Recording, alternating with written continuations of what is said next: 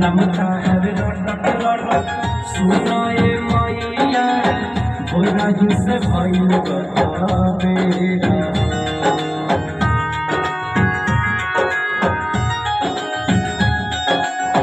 नमता हर रटक रटक सुनाए मैया भोला ही से भइल बेरा।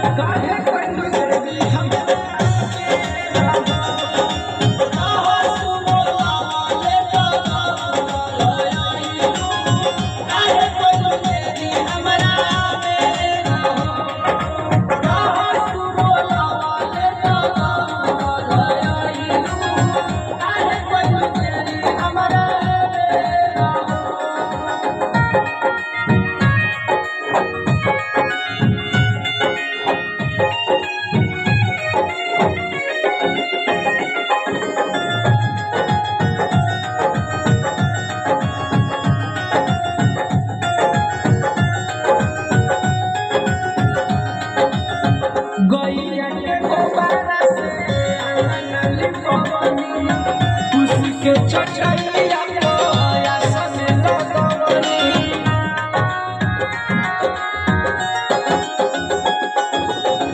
गैया के गोबर से आंगन लिपवनी खुशी के छठैया आसन लगवनी।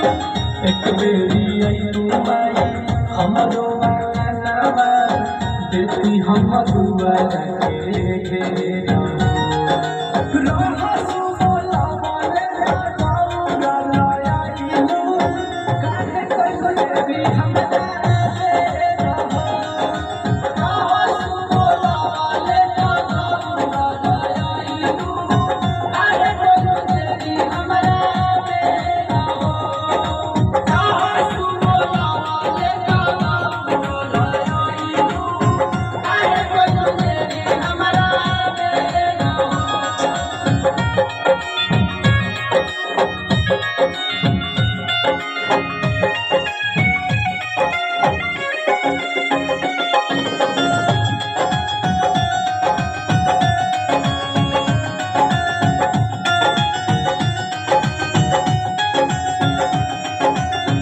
लवंग के छाक देबो अरहर के हरावा बबरू की रथ माई हमारा दुआरावा।